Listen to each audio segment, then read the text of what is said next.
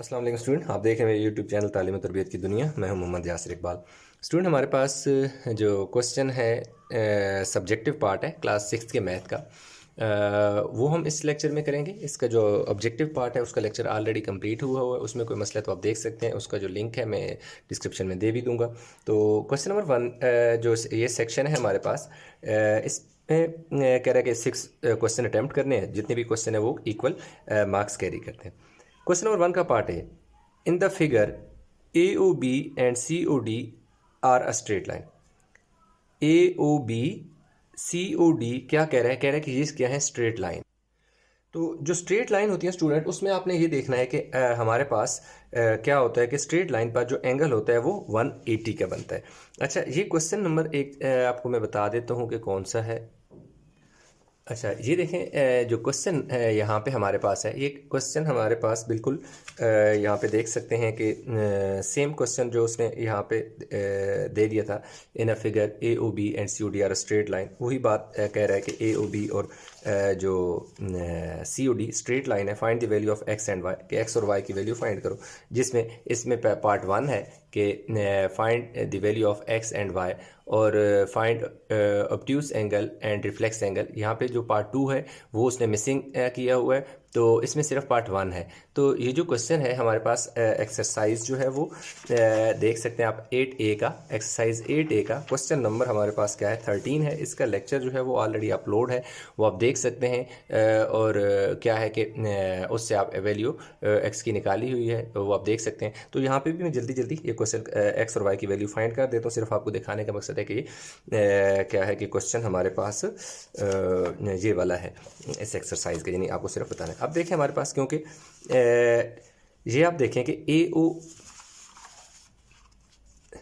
सी O D और ए O B क्योंकि straight line है, तो अब देखें कि मैं अगर एक लाइन लगा दूँ, जो यूँ दोनों लाइनें लगा दूँ, ये स्ट्रेट लाइन है, यानी ए यहाँ ओ है और ये बी है, ए ओ बी, और ये क्या है? सी, और ये ओ है और डी है। तो इसका मतलब है कि ये वाला एंगल और ये वाला एंगल आपस में क्या होंगे? इक्वल होंगे, क्योंकि ये वर्टिकली अपोजिट, जब भी स्ट्रेट लाइन होती हैं तो उनके आमने सामने वाले एंगल इक्वल होते हैं। यहाँ पे बनने वाला एंगल यहाँ पे बनने वाला एंगल इक्वल होगा, इसी तरह यहाँ पे बनने वाला एंगल यहाँ पे इक्वल होगा, क्योंकि वर्टिकली अपोजिट एंगल है। तो अब यहाँ पे देखें, उसने सी ओ बी जो है उसने दे दिया है, सी ओ बी 6x दे दिया, यानी ये वाला उसने क्या दे दिया? 6x।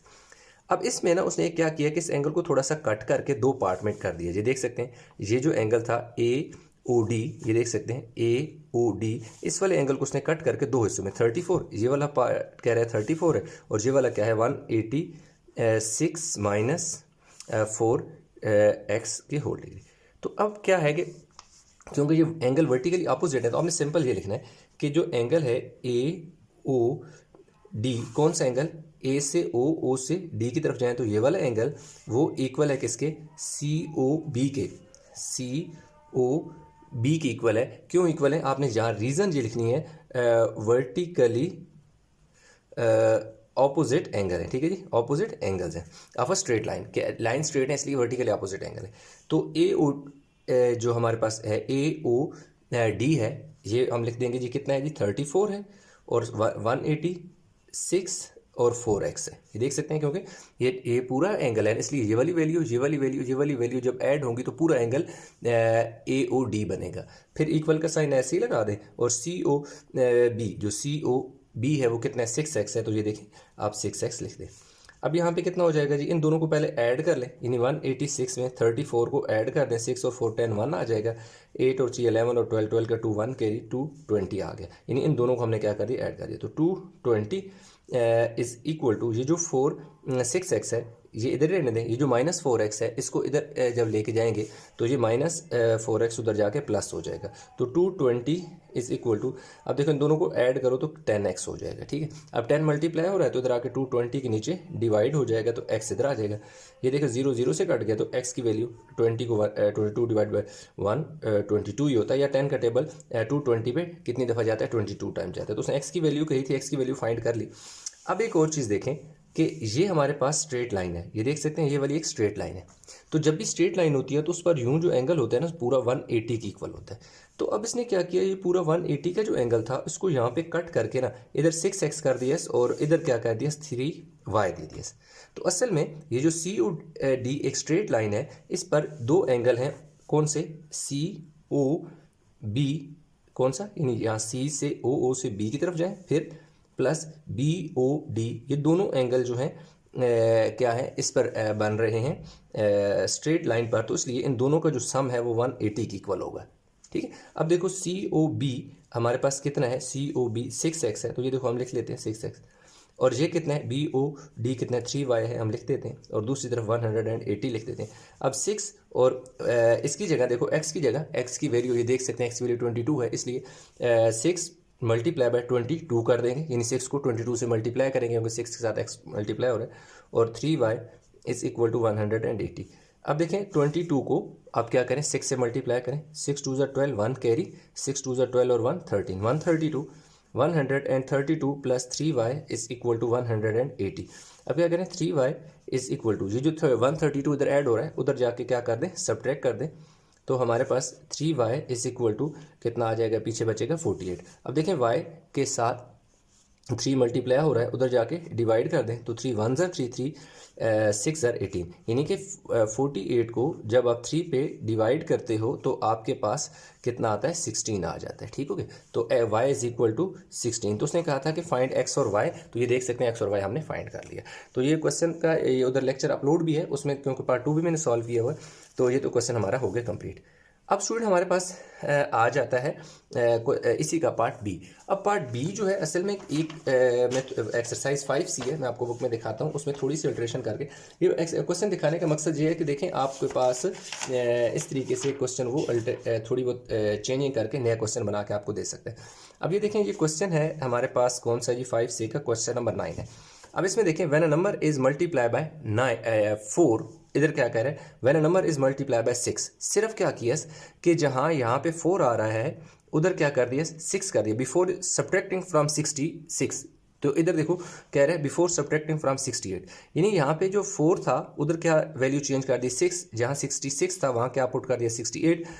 The result is obtain by the same, अब वही बात कर रहे हैं, the result is obtain the same as 4 times the sum, इधर 4 टाइम कह रहा है जबकि बुक के अंदर 3 टाइम्स है, सिर्फ यानी 3 टाइम्स को किस में चेंज कर दिया, 4 टाइम्स, आगे the sum of the number is 4, आगे ये सेम कह रहा है, the sum of the number is 4, find the number. यानी ये जो क्वेश्चन है इसमें थोड़ी सी चेंजिंग करके, यानी एक्सरसाइज क्या है 5C है, ठीक है, एक्सरसाइज 5C में थोड़ी सी तब्दीली ये की है इसके, वहाँ पर 68 है 66 कर दिया, यहाँ पे 6 है वहाँ 4 कर दिया, क्या है 4 टाइम इधर कर दिया, उधर क्या है 3 टाइम है। तो हमने सिंपल क्या करना है स्टूडेंट, सबसे पहले हमने क्या करना है, लेट कर लेना है, लेट द नंबर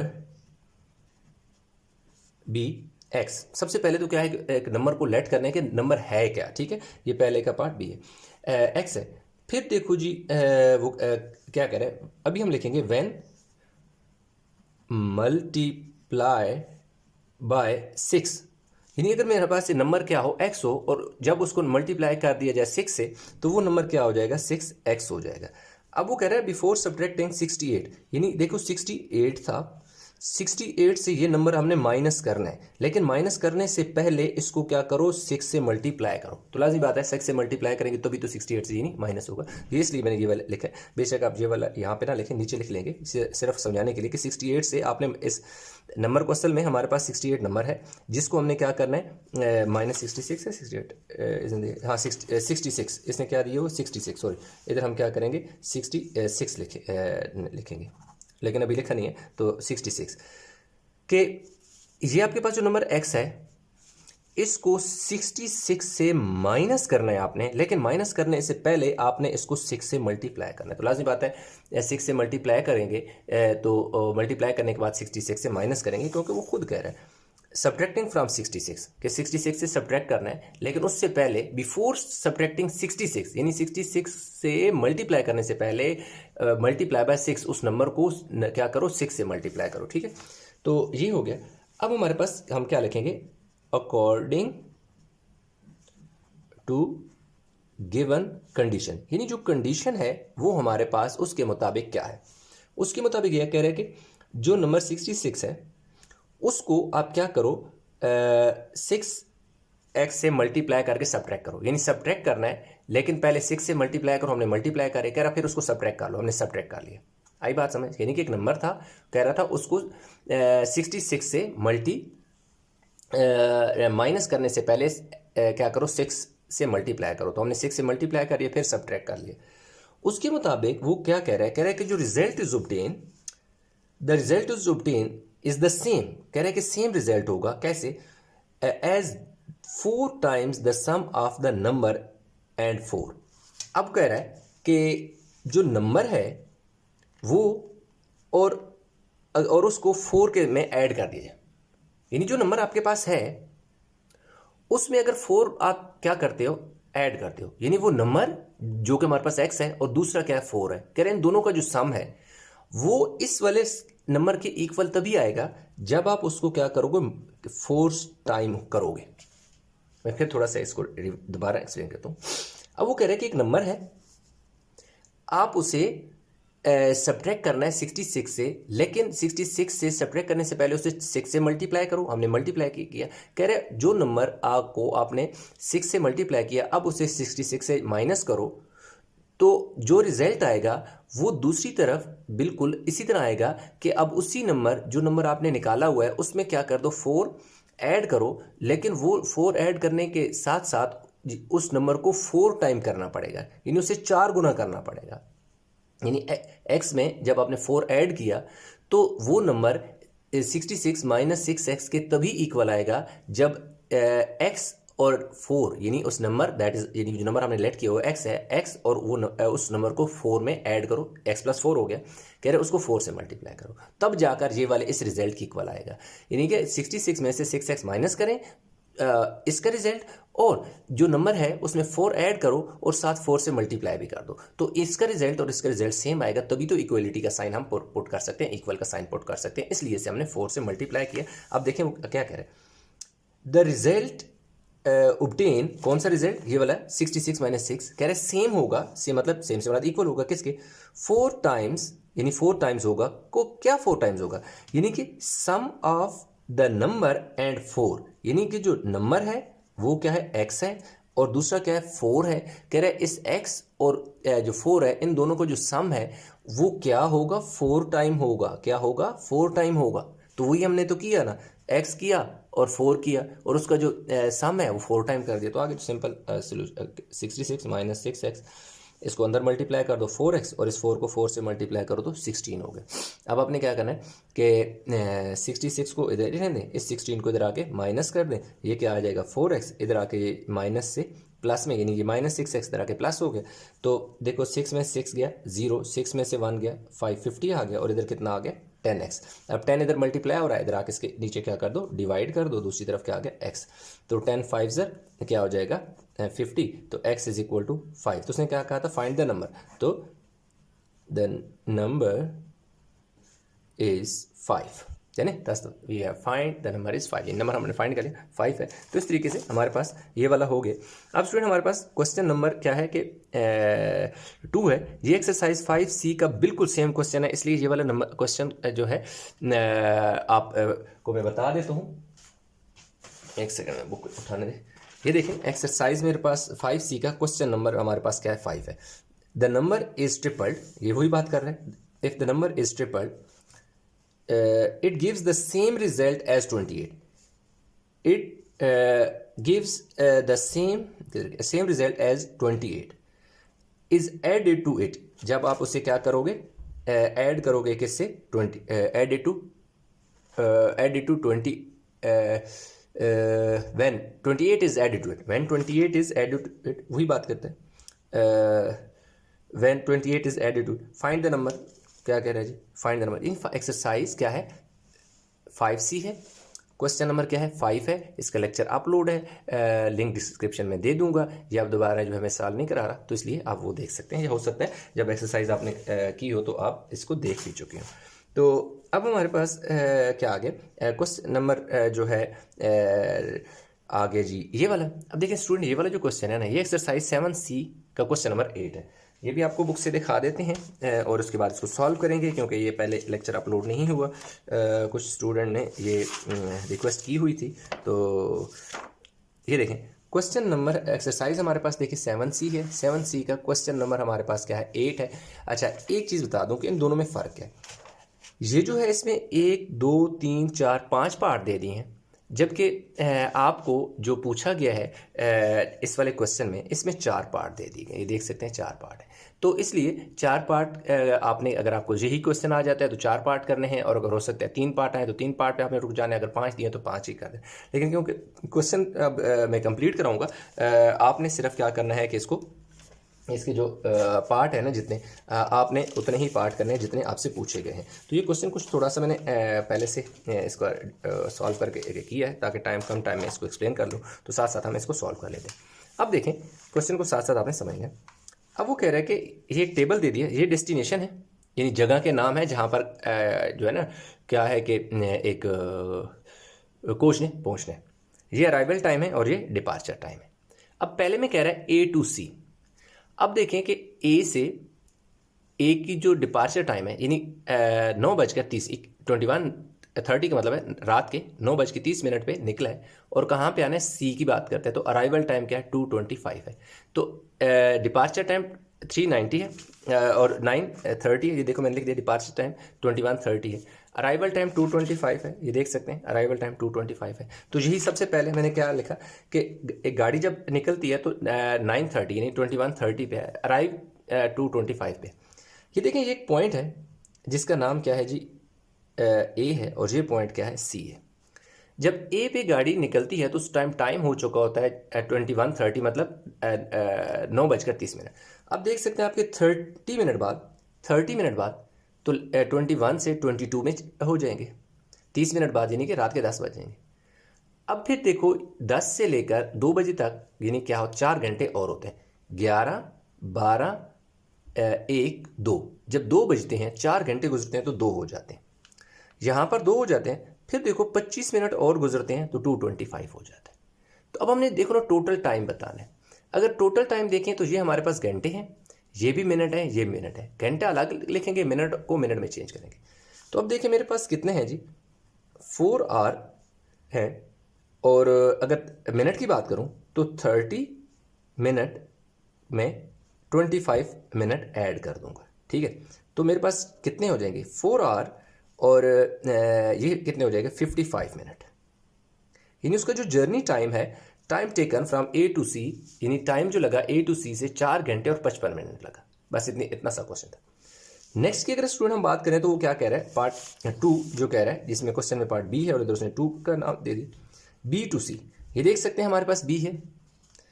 बी में जब स्टार्ट हुआ, डिपार्चर टाइम क्या है, 22:30 है, लिख दिया डिपार्चर टाइम 22:30 है।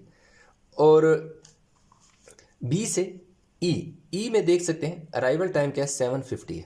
अराइवल टाइम क्या है, 7:50 है, क्योंकि अब हमने बी से ई तक का करना है। तो बी देखें, ये देख सकते हैं कि डिपार्चर टाइम 22:30 है, लिख दिया 22:30। फिर देखो जब ई पर गाड़ी पहुंचेगी तो उस टाइम हो चुका होगा 7:50।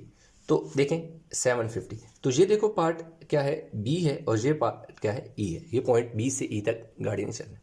अब 22:30 है, तो देखो यहाँ से यहाँ तक 30 मिनट गाड़ी चली, तो 22 से 23 हो गया।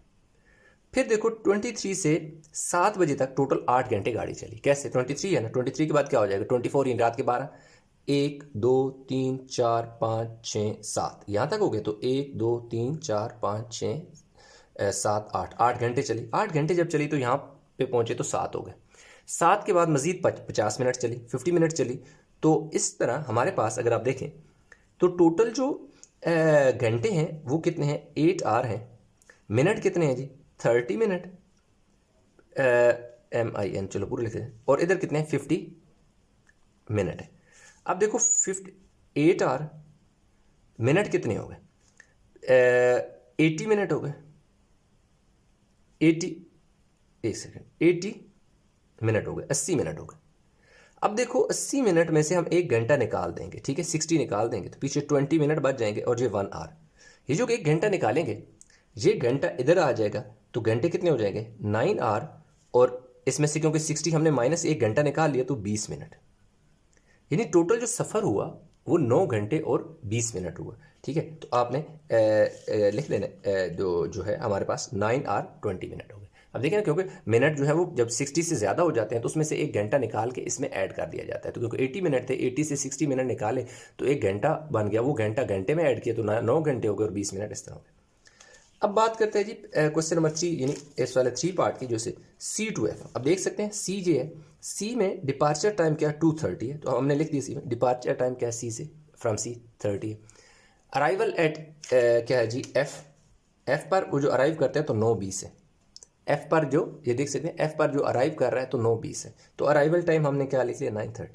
अब हमारे पास क्या है कि ये पॉइंट C है और ये वाला पॉइंट हमारे पास क्या है F, क्योंकि C to F कह रहे हैं।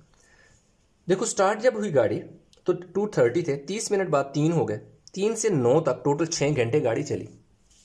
देखिए 3 से 9 बजे तक 6 घंटे गाड़ी चली और फिर 9 के बाद 20 मिनट और चली, तो total time taken from C to F कितने जी 6 घंटे हैं, 6 आवर लिख दिए। मिनट कितने, देखो 30 मिनट प्लस 20 मिनट, तो टोटल 6 घंटे हो गए, और 30 और 20 50 मिनट, यानी 6 घंटे 50 मिनट क्या हुआ जर्नी टाइम था हमारे पास। नेक्स्ट पार्ट हमारे पास स्टूडेंट जो इसमें है वो 4th पार्ट है, D से G था। देखिए D में हमारे पास ये देख सकते हैं कि अराइवल टाइम हमने लेना है, यानी क्योंकि लाजिम बात है डिपार्चर टाइम लेना है। जब इस पॉइंट से D से, तो लाजिम बात है D में तो रुकी है ना हमने, उसका जर्नी का टाइम, तो जर्नी मतलब D से जब गाड़ी चली तो तब क्या टाइम था। ठीक है, D से स्टूडेंट हमारे पास जो टाइम था 4 ये देख सकते हैं 4:20 मिनट है, तो डिपार्चर टाइम क्या लिख दिया 4:20 मिनट है। अराइवल टाइम देखें G पर 10:45 मिनट है। देखो G है ना, D से G तक है क्या है 10:45, तो वही लिख दिया 10:45। तो ये क्या है, कहाँ से है जी, ये पॉइंट क्या है जी, एक सेकेंड, हमने सही है, ठीक है D है, और ये पॉइंट कौन सा है जी G है। अब 4:20 के बाद 40 मिनट गाड़ी चली तो 5 घंटे, यानी जितने मिनट घंटे से कम होना उतने मिनट यहाँ पहले आप आसानी से उसमें ऐड करें ताकि घंटा पूरा कर लें। नेक्स्ट यानी 4 है तो 4 के बाद घंटा कौन सा आएगा, 5th वाला आएगा। जैसे यहाँ पे 2 था तो 2 के बाद जो आर होने थे 3 बजने थे, तो जितने मिनट 3 बजने से कम थे वो यहाँ पर हमने ऐड कर दिए। ठीक है, अब जब 5 हुए तो 5 से 10 बजे तक टोटल गाड़ी ने कितने टाइम लिया, 5 घंटे लिए। अब देखो 10 क्यों लिखा, क्योंकि 10 के बाद मिनट है ना, जो आर है वो 10 ही है, जो क्या है अराइवल टाइम है 10 जो ऊपर मिनट है वो मिनट हम बाद में लिख देंगे। तो 5 घंटे गाड़ी चली, यहाँ पे पहुंची 10 हो गए, 10 के बाद 45 मिनट और चली, तो ये हमारे पास आ गए। अब हमारे पास जो टोटल अगर टाइम की बात करें तो 5 घंटे हैं, मिनट कितने, अब देखिए मिनट हमारे पास कितने हैं 40 और 45 मिनट है। अगर टोटल देखें तो 5 आवर और 85 मिनट हो गए। अब देखिए 85 में से हमने क्या करना है कि 60 को माइनस कर देना है। ठीक है, क्यों 60 को क्यों माइनस करें, क्योंकि हम 1 घंटा तो इसमें से निकाल सकते हैं ना हमारे पास, तो कितने आगे दो 25, तो ये जो घंटा एक निकाला है ना 60, वो घंटा इसमें ऐड कर देंगे तो टोटल हमारे पास कितने हो जाएंगे 6 घंटे हो जाएंगे, और कितने मिनट हो जाएंगे 25 मिनट। तो टोटल जो जर्नी टाइम था वो 6 घंटे 25 मिनट था। अब यहाँ पर आपका जो बुक पेपर में क्वेश्चन दिया हुआ है वो तो क्वेश्चन स्टूडेंट इतना ही दिया हुआ है, D से G तक ही दिया हुआ है, लेकिन हमारे पास अगर बुक पे देखें तो मैं आपके बुक पे दिखाता हूँ कि एक पार्ट और है, तो इसलिए मैं वो भी करा देता हूँ ताकि क्वेश्चन आप बाद में कोई होमवर्क वगैरह मिले जो भी, तो वो A से G तक है। तो A देखें अराइवल टाइम 21:30 है, तो ये देख सकते हैं कि मैंने डिपार्चर टाइम कितना है जी 21:30 है। तो G तक लेके आना है, अराइवल टाइम कितना है 10:45 है, G तक है ना क्योंकि A से G है। तो क्या है कि ये देखिए जब G पे पहुंची तो कितना 10:45 थे, तो ये देखो जो अराइवल टाइम है एट G वो क्या है 45 मिनट है। जर्नी टाइम हमें निकालना है, तो ये हमारे पास क्या है जी A है, और ये हमारे पास क्या है जी G है। देखो 21:30 है तो 21 के बाद अगला R जो 22 होना है, तो देखो 30 मिनट चली 22 हो गए। अब देखो 22 से 10 तक टोटल 12 घंटे बनते हैं। कैसे, 22 के बाद 23 और 24 रात के 12 हो गए, 1 2 3 4 5 6 7 8 9 10, यहाँ पे क्या हो गया 10 हो गए। तो टोटल 4 4 3 3 6 3 9 और 3 12, तो टोटल 12 घंटे चली। तो दिन के क्या हो गए 10 हो गए। 10 के बाद क्योंकि 10:45 तक जर्नी है तो टोटल क्या हुआ 45 मिनट और चली, तो कितना हो गया 10:45। तो टोटल देखो हमारे पास अगर घंटों की बात करें तो घंटे हमारे पास कितने हैं 12 आ रहे हैं। मिनट कितने देखिए 30 मिनट हैं ये, और प्लस कितने हैं 45 मिनट है, तो मिनट मिनट में ऐड होने हैं 12 आवर, और इन दोनों को पहले ऐड करें तो 75 मिनट है। अब देखो 75 से 1 घंटा निकल सकता है, तो पीछे कितना हो जाएगा 60 माइनस करें यानी 1 आवर निकल सकते हैं। ये जो 1 आवर निकाला है वो इसमें ऐड करें तो टोटल कितने घंटे हो जाएंगे, वो 13 आवर हो जाएंगे, ठीक है। और मिनट कितने हो जाएंगे 15 मिनट, यानी कितनी गाड़ी की जो जर्नी थी वो A to G वो कितनी की 13 घंटे और 15 मिनट गाड़ी चली। तो इस तरीके से क्वेश्चन 2 जो है वो हमारे पास देखो स्टूडेंट हो गया। अब हम चलते हैं नेक्स्ट क्वेश्चन नंबर 3 की तरफ। अब वो क्वेश्चन नंबर 3 में कह रहा है कि अब ये plot given sets of points on a sheet of a graph paper, join the points in order with the straight lines and identify the geometric shapes is obtained। अब ये कह रहा है कि भाई इन पॉइंट को ग्राफ पर ड्रा करें और जो शेप बनती है वो बताएं। अच्छा तो स्टूडेंट ये हमारे पास एक्सरसाइज 6A है। इसका क्वेश्चन नंबर देखें आप 5 का पार्ट ए उसने हमें दे दिया, 5 का पार्ट ए जो है वो उसने हमें दे दिया, तो 5 का पार्ट ए है, बाकी भी पार्ट बिल्कुल इसी तरह है। तो 5 का पार्ट ए जो है ये वैसे क्वेश्चन नंबर 5 मैंने अपलोड किया और उसमें कोई मसला तो आप देख सकते हैं, लेकिन जहाँ पर भी मैं ये सॉल्व करके आपको दिखाऊंगा। अब ये देखिए उसने हमें पॉइंट ये 1 2 3 4 इन 4 पॉइंट को हम ग्राफ पे देखो ड्रा करते हैं और देखते हैं कि शेप कैसी बनती है। तो देखें एक चीज़ है, ये ग्राफ है मेरे पास, इसको मैं थोड़ा सा छोटा कर लेता हूँ ताकि पूरा नजर आए। अब ये देखें यहाँ पर मैंने क्या किया कि ये मेरे पास 0 है, 1 बिग बॉक्स है ना, ये देखें on x axis 1 big box को मैंने 2 यूनिट कहा है। इसी तरह अगर इधर देखें तो 1 बिग बॉक्स, ये देख सकते हैं इस वाले को बिग बॉक्स कहते हैं। तो ये यहाँ से यहाँ तक देखो ना 1 बिग बॉक्स है ना 2 यूनिट है, ठीक है। तो ये तो स्केल हो गया। आप स्केल सिंपल क्या लिखेंगे on x axis 1 big box is equal to 2 units, या आप यूँ भी लिख सकते हैं 10 small box is equal to 2 units. On Y axis 1 big box is equal to 2 unit, या on Y axis 10 small box is equal to 2 unit. ये तो आपने लिख दिया। अब पहला जो पॉइंट है स्टूडेंट हमने क्या ड्रा करना है 6 और 4। हमेशा जब भी ये कोऑर्डिनेट दिए होते हैं तो इनमें पहली जो वैल्यू होती है एक्स होती है, दूसरी वाई, एक्स वाई, ठीक है, एक्स वाई एक्स वाई, यानी एक्स की वैल्यू 6 है, वाई की वैल्यू क्या है 4 है, दोनों पॉजिटिव है। तो आप देख सकते हैं कि यहाँ से यहाँ एक्स सारा पॉजिटिव है, यहाँ से यहाँ सारा एक्स नेगेटिव है, इधर एक्स सारा पॉजिटिव और इधर क्या है एक्स सारा नेगेटिव है। अब हमारे पास जो पहला पॉइंट है वो देखो ना एक्स की वैल्यू 6 है, ये देख सकते हैं 6 है, और वाई की वैल्यू 4 है। तो आप देख सकते हैं कि ये 6 के बिल्कुल ऊपर है, ये देख सकते हैं 6 के बिल्कुल ऊपर और 4 के बिल्कुल सामने, तो 6 और 4 ये देखो मैंने पॉइंट बना लिया। दूसरा पॉइंट वो कह रहे हैं -6 और 4 है, ये देख सकते हैं एक्स की वैल्यू -6 है, यानी -6 से बिल्कुल ऊपर है, ये देख सकते हैं -6 के बिल्कुल ऊपर और 4 के बिल्कुल सामने। तीसरे पॉइंट की अगर बात करें तो वो कह रहे हैं -6 और -4 है, यानी एक्स की वैल्यू -6 है तो डेफिनेटली एक्स की -6 यहाँ बनेगी, और वाई की वैल्यू -4 है तो डेफिनेटली ये यहाँ बनेगी। तो ये वाला पॉइंट कौन सा है, यानी एक्स की वैल्यू -6 और वाई की वैल्यू -4, ये वाला पॉइंट। चौथा पॉइंट उसने दे दिया एक्स की वैल्यू यानी 6 और 4 दे दिया, चौथा पॉइंट 6 और 4 दे दी, यानी एक्स की वैल्यू 6 है और प्लस में है तो इसलिए यहाँ से बिल्कुल नीचे, और -4 ये है, वाई की वैल्यू -4 तो -4 है तो इसके बिल्कुल सामने। तो ये वाला चौथा पॉइंट है। तो अब सिंपल हमने क्या करना है कि इन पॉइंट को आपस में ज्वाइन करना है। जब जैसे हम ज्वाइन करेंगे तो हमारे पास एक रेक्टेंगल शेप बन जाएगी। ये देख सकते हैं कि हम इनको क्या करते हैं कि पॉइंट को ज्वाइन करते हैं और फिर देखते हैं कि ये शेप क्या बनती है। ये देखिए इसको इधर ज्वाइन कर दो, इसको इसके साथ इधर ज्वाइन कर दिया, इसको आपस में ऐसे ज्वाइन कर दिया,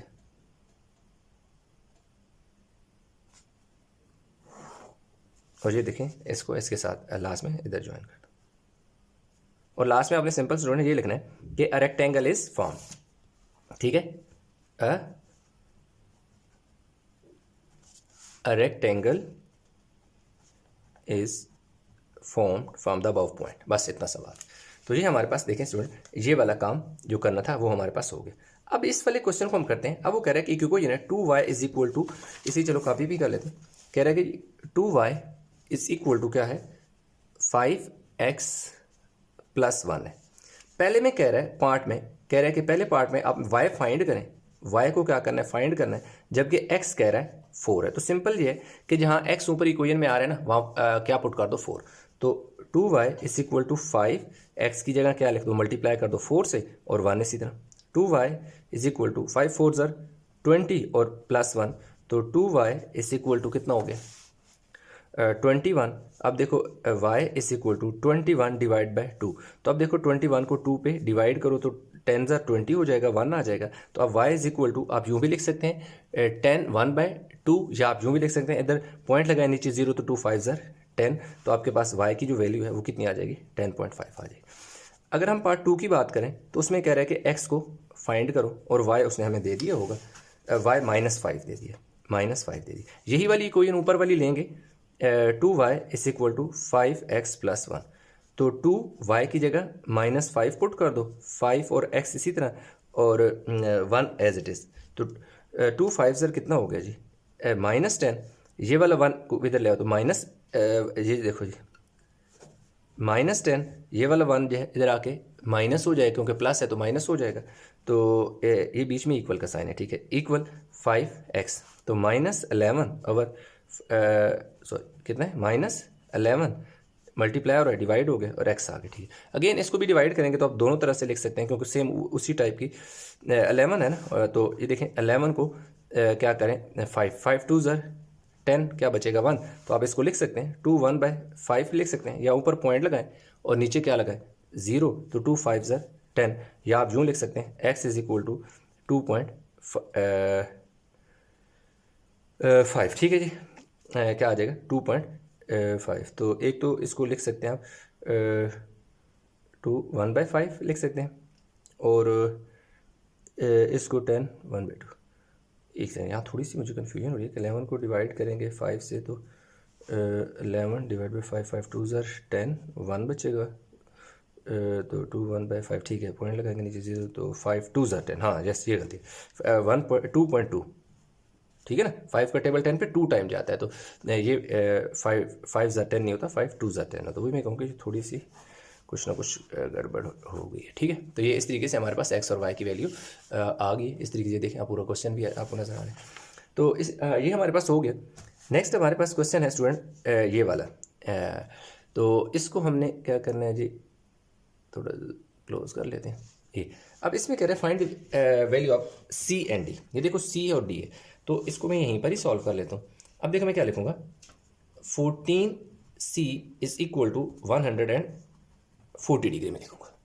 अब ये क्यों मैंने किया कि 14c को 140 की इक्वल क्यों किया, क्योंकि ए बी और सी डी पैरेलल हैं, तो ये वाले कोरिस्पोंडिंग एंगल है। इसके आगे आपने लिखना है CORR आगे dot corresponding angles of parallel side किसकी, A B parallel to C D, क्योंकि ए बी सी डी की पैरेलल है, तो जब साइड पैरेलल होती हैं तो उनको जो एक ट्रांसवर्सल यानी एक लाइन कट करती है, तो अगर इस लाइन के नीचे जो एंगल बन रहा है ये देख सकते हैं, ये ए थी, ये बी ए बी थी, ये सी डी थी, इनको ए की पी की उन्हें कट किया, तो ये जो ए बी है इसके नीचे जो लाइन है उसके साथ ये वाली लाइन इस वाली लाइन और इस वाली लाइन के बिल्कुल यानी मतलब ए बी के नीचे बन रहा है ना एंगल।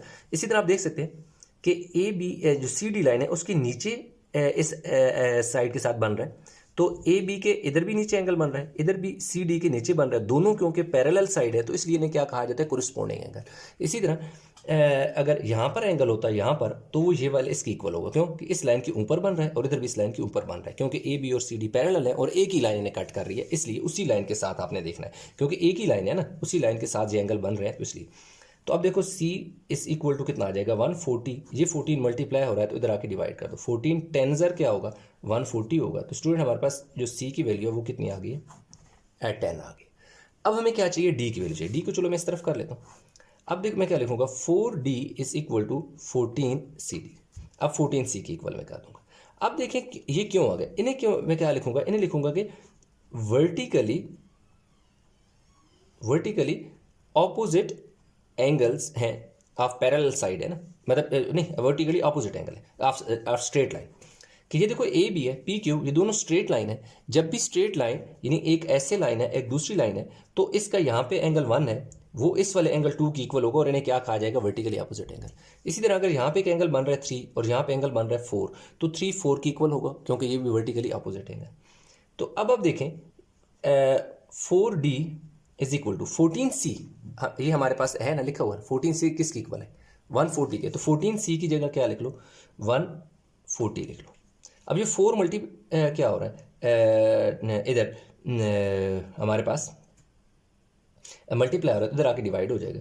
तो अब देखें d is equal to 140 divide by क्या आ गया 4, ये आ गया। अब आपने क्या करना है कि 140 को ना सिंपल आप क्या करें 4 से डिवाइड करें, 4 3 ज़र 12, देखिए 2 ऊपर से क्या होता है 0, तो 4 5 ज़र कितना आ गया 20, ठीक है। तो हमारे पास d की जो वैल्यू है वो कितनी आ गई है 35 डिग्री। देखो ना 4 का टेबल, 4 3 ज़र 12, 2 में से 4 में से 2 के 2, ऊपर से ये वाला 0 उतरा, तो 4 का टेबल 20 पे 5 टाइम जाता है। तो ये देखें उसने कहा था सी डी की वैल्यू फाइंड करें, तो हमने बता दिया कि सी 10 है, डी कितना है 35 है। अब इसका पार्ट ये वाला है, इसको हम देखें जी शीट पे सॉल्व कर लेते हैं। तो ये देखिए क्वेश्चन मैं यहाँ पे लिख लेता हूँ इधर ऊपर 7 - 2y डिवाइडेड बाय, देखो 2 है ना आगे -2। अब ये 2 के साथ ये वैल्यू मल्टीप्लाई हो रही है, तो इसको मैं ऊपर लिख देता हूँ 2 × 2 - y over 5 is equal to 1/4 मैं लिख सकता हूँ, क्योंकि 2y -2 - y जब 2 से मल्टीप्लाई हुआ तो यही यानी इस तरीके से आप इसे लिख सकते हैं, इसको ऊपर लेके सेम, क्योंकि इसके साथ भी डिवाइड हो रहा है, इसके साथ भी, तो मतलब दोनों के साथ कॉमन डिवाइड हो रहा था, तो मैंने लिख दिया। अब आपने एक तो ये पहले एक थोड़ा सिंप्लीफाई करें, फिर उसके बाद सॉल्व करते हैं। 7 - 2y ओवर 2 माइनस 2 को मल्टीप्लाई करो 2 से तो 4 हो जाएगा, 2 को y से मल्टीप्लाई करो तो क्या हो जाएगा 2y हो जाएगा, और नीचे 5 इसी तरह। इस वाले नंबर को साइड वाले से मल्टीप्लाई करो, 4 1 ज़र 4 और 1 5/4। अब देखें 4 5 और 2 इनका अगर मैं एलसीएम लूँ किसका 2 4 और 5 का, तो 20 आता है, यानी 2 1 ज़र 2 2 ज़र और 5 इस तरह। फिर देखो 2 1 ज़र और 5। अब किसकी बारी है 5 की, तो देखो 5 1 1 और 1, तो अब देखिए 2 2 ज़र 4 4 5 ज़र 20, यानी यहाँ तो ये मेरे पास एलसीएम 20 आ गया। अब मैंने क्या करना है मल्टीप्लाइंग 20 ऑन बोथ साइड। अब 20 क्यों मैं बोथ साइड मल्टीप्लाई करूँ, ताकि फ्रैक्शन खत्म हो जाए। अब देखो 20 मल्टीप्लाई बाय 7 - 2y, और यहाँ क्या आ जाएगा जी 2 आ जाएगा, -20 multiply by 4 - 2y over 5 is equal to 20 multiply by 5 over 4। 2 का टेबल 20 पे 10 टाइम जाता है, तो मेरे पास क्या आ गया जी 10, और इधर क्या आ गया जी 7 - 2y आ गया, और 5 का टेबल 20 पे 4 टाइम, 5 4 ज़र 20, तो -4, और इसको ब्रैकेट में आपने लिखना है। ब्रैकेट में इसलिए लिखना है क्योंकि ये जैसे इधर भी ब्रैकेट में इसलिए लिखा क्योंकि 10 ने इन दोनों से मल्टीप्लाई होना है, 4 ने भी इन दोनों से मल्टीप्लाई होना है। देखिए 4 का टेबल 5 टाइम जाएगा, तो क्या आ जाएगा 5 × 5।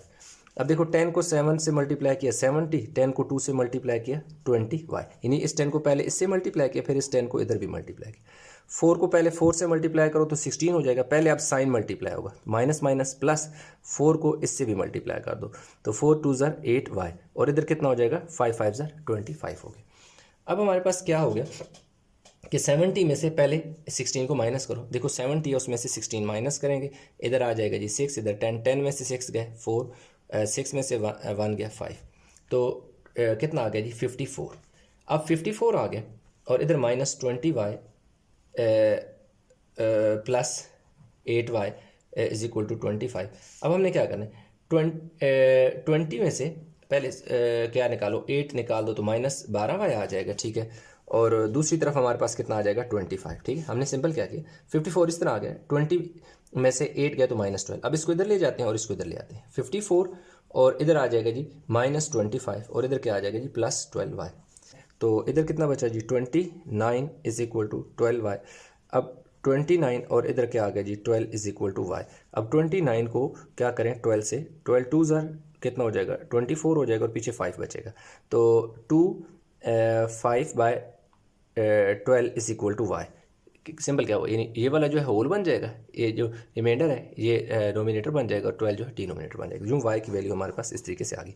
अच्छा, ये जो क्वेश्चन है स्टूडेंट मैं आपको बता देता हूँ, ये वाला जो क्वेश्चन है, अब ये देखें ये क्वेश्चन हमारे पास एक्सरसाइज 5A है, और उसका क्वेश्चन नंबर क्या है 11 का पार्ट क्या है F है, 11 के पार्ट F है। तो ये जो है ऑलरेडी इसका लेक्चर मैं अपलोड कर चुका हूँ, उसमें कोई मसला है तो आप ये भी देख सकते हैं। अच्छा, ये भी मैं यहाँ पे भी सॉल्व कराया, यहाँ पे भी कोई कन्फ्यूजन है तो आप वो वाला लेक्चर भी देख सकते हैं। अब हमारे पास जो क्वेश्चन नंबर देखें है जी 5, ये क्वेश्चन नंबर 5 जो है 7A एक्सरसाइज, ये मैं आपको दिखाता हूँ जी। एक्सरसाइज है जी हमारे पास 7A का क्वेश्चन नंबर हमारे पास 6 है।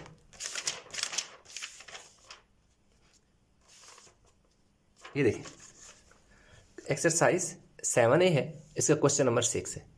A total of 36 athletes participated in the Singapore 2021 Youth Olympic। वही बात करते हैं, total of 36 athletes participated in the Singapore 2010 youth Olympic games. तो ये है एक्सरसाइज 7A है, क्वेश्चन 6 है। तो ये मैं आपको दिखा भी रहा हूँ कि ये एक्सरसाइज 7A क्वेश्चन नंबर 6 है। इसका लेक्चर अपलोड है, लिंक डिस्क्रिप्शन में दे दूंगा। ये आपने क्या करना है, इसको क्या कर लेना है, ये लेक्चर देख लेना है। तो इस तरीके से क्या हो सकता है, अगर आपने पहले प्रिपरेशन में इसे देखा हो। तो अब हमारे पास इसका पार्ट जो 2 है उसको हम सॉल्व करेंगे।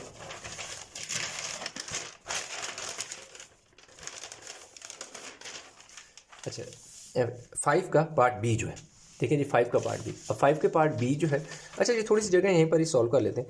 अब ये हमारे पास क्या लिखा हुआ, A/20 है ना, 400 है ना, तो ये हो जाएगा जी A रेशो का मतलब होता है डिवीजन, ये 400 हो गया। इधर देखो क्या हो गया जी 6, ये रेशो है तो इसको डिवाइड में चेंज कर दें 25। अब क्या हो गया, ये A इसी तरह रहने दें, ये 6/25 इसी तरह, और ये इधर आ जाएगा जी 400, ऐसे मल्टीप्लाई हो रहा है तो डिवाइड हो जाएगा। वैसे 25 का टेबल जो है 8 टाइम जाता है, ठीक है। वैसे आप इस तरह भी अगर करना चाहें तो आप यूँ भी कर सकते हैं, 5 5 ज़र और 5 कितना होगा जी 8 ज़र, ठीक है, 40 और 0 ऊपर चला गया। फिर देखिए जी 5 का टेबल कितना हो जाएगा 16 टाइम 80 हो। तो अब हमारे पास क्या आ जाएगा, A = 6 × 16। तो A = हमारे पास कितना आ जाएगा, 96 आ जाएगा। बस इतना सा काम है। ये क्या आ गया, 16 को 6 से मल्टीप्लाई कर दो, 6 6 ज़र 36, 3 कैरी चलेगा, 6 1 ज़र 6 और 3 9। तो सिंपल हमारे पास क्या आ गया, इसका पार्ट बी भी सॉल्व कर लिया। नेक्स्ट हमारे पास है स्टूडेंट एक्सरसाइज 7D का क्वेश्चन 7 है, ये ऑलरेडी अपलोड है, मैं आपको दिखा देता हूँ। एक्सरसाइज 7D हम निकाल लेते हैं। एक्सरसाइज है हमारे पास 7D है। 7D का क्वेश्चन नंबर हमारे पास क्या है जी 7 है। 2 points x and y are 120 metre apart, ये वही क्वेश्चन है। 2 points x and y are 120 metre apart. ये वाला जो क्वेश्चन है क्वेश्चन 6 यानी एक्सरसाइज 7D है, उसका क्वेश्चन नंबर 7 है। ये देख सकते हैं कि क्वेश्चन 7 है। इसका लेक्चर अपलोड हुआ, लिंक डिस्क्रिप्शन में दूंगा, आपने देख लेना है ये लेक्चर, बजाय इसके दोबारा इतनी मेहनत हो। तो ऑलरेडी क्योंकि काम हुआ है तो आप उससे देख लिया होगा आपने पहले से, अगर आपने ये एक्सरसाइज की प्रिपरेशन की है, नहीं तो आप देख सकते हैं। इसी तरह क्वेश्चन नंबर जो इसी 6 का पार्ट बी है, ये एक्सरसाइज रिव्यू का क्वेश्चन नंबर 1 है। मैं आपको दिखा देता हूँ, ये है जी हमारे पास एक्सरसाइज रिव्यू, इसका क्वेश्चन नंबर देखो जी 1 है। ये 1 वाला उसने दे दिया है, ये वाला भी लेक्चर अपलोड है, ये भी आप देख सकते हैं। तो इस तरीके से आपका ये वाला भी पार्ट हो जाएगा। नेक्स्ट अगर हम बात करें क्वेश्चन नंबर 7 जो है, क्वेश्चन नंबर 7 जो है ये एक्सरसाइज 8B का क्वेश्चन नंबर 3 का पार्ट ए है। मैं आपको दिखाता हूँ, लेक्चर कुछ अपलोड है इसलिए मैं वो दोबारा नहीं एक्सप्लेन कर रहा। 3 देखो 3 है क्वेश्चन का पार्ट ए है, और ये देखें बिल्कुल सेम वही क्वेश्चन है जो यहाँ पर उसने दे दिया। A30 यहाँ पे भी देख सकते हैं, A30, ये 38 38 2B और 2B। तो ये क्वेश्चन जो है एक्सरसाइज 8B है, उसका क्वेश्चन नंबर 3 का पार्ट ए है। लेक्चर अपलोड है, मैं आपको दिखा भी देता हूँ कि ये इसी एक्सरसाइज 8B का है, अगले पेज पे 3 का पार्ट ए है। तो ये भी आप लेक्चर देख सकते हैं।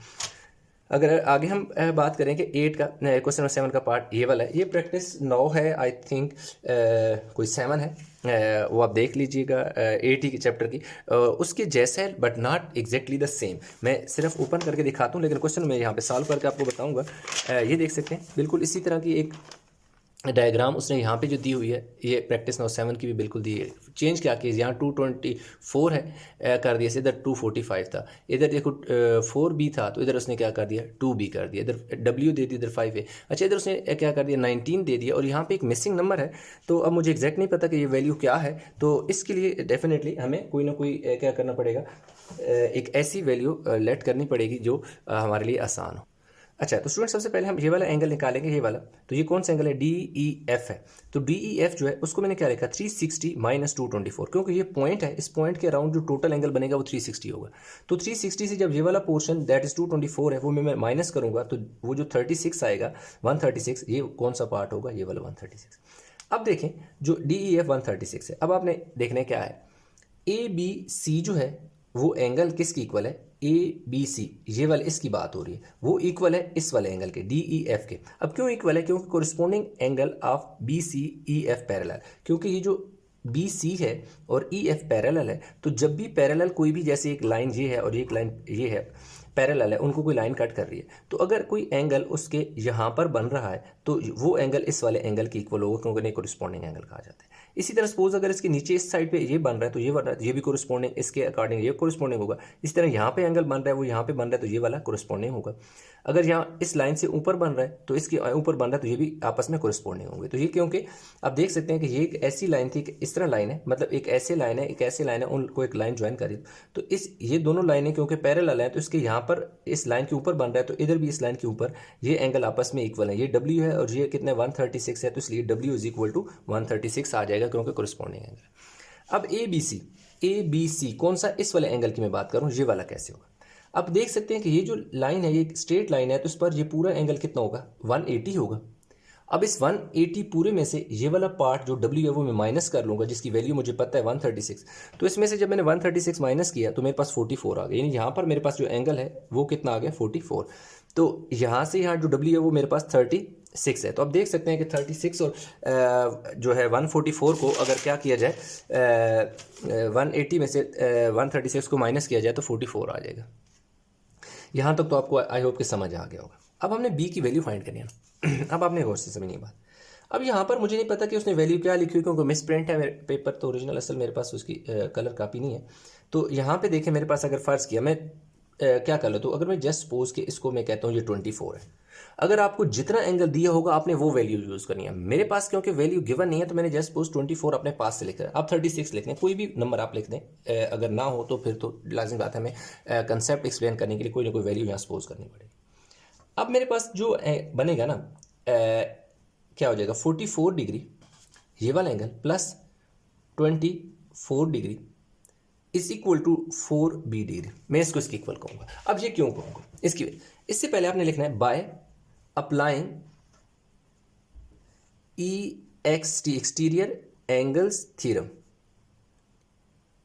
एक्सटीरियर एंगल थ्योरम जो होता है ना, वो ये कहता है कि जब आपके पास कोई ट्राइंगल है, ऐसे एक ट्राइंगल है, तो उसका ये वाला एंगल और ये वाला एंगल, इन दोनों एंगल को जब आप जमा करते हो तो इन दोनों इंटीरियर एंगल कहते हैं।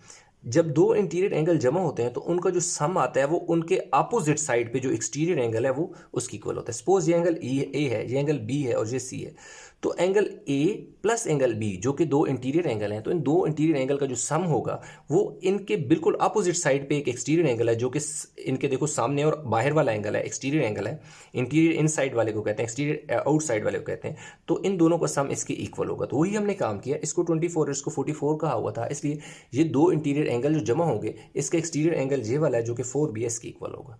तो इसलिए आपने लिख देना by applying exterior angle theorem. अब देखो 4 और 4 8 हो गए, 4 और 2 6 हो गए, और इधर क्या आ जाएगा? 4B हो गया। अब देखें 68 और इधर देखो 4 मल्टीप्लाई और इधर आके डिवाइड हो गया, इधर B बच गया। अब देखो 4 को डिवाइड करो 68 से, तो क्या हो जाएगा? 4 1 ज़र 4 हो जाएगा, यहाँ 2 और ऊपर से 8, तो 4 7 ज़र क्या होगा? 28 हो गया। तो B की वैल्यू हमारे पास कितनी आ गई? 17 डिग्री। ठीक है। अब मेरे पास नहीं है, मैंने अपने पास से सपोज किया, वो कोई ना कोई वैल्यू यहाँ पर आपको देगा, तो जो देगा आपने वही वैल्यू यूज़ करनी है। ठीक है। तो इस तरीके से हमारे पास जो पेपर है जी वो कंप्लीट हो गया। उम्मीद करता हूँ पेपर समझ आया होगा। इसमें कहीं भी किसी किस्म कन्फ्यूजन है तो नीचे कमेंट में ज़रूर बताइएगा। वीडियो को लाइक करें, शेयर करें, चैनल सब्सक्राइब नहीं किया तो चैनल जरूर सब्सक्राइब कर लें। इंशाल्लाह मिलते हैं नए लेक्चर के साथ, तब तक अपना बहुत सारा ख्याल रखिएगा। अल्लाह हाफ़िज़।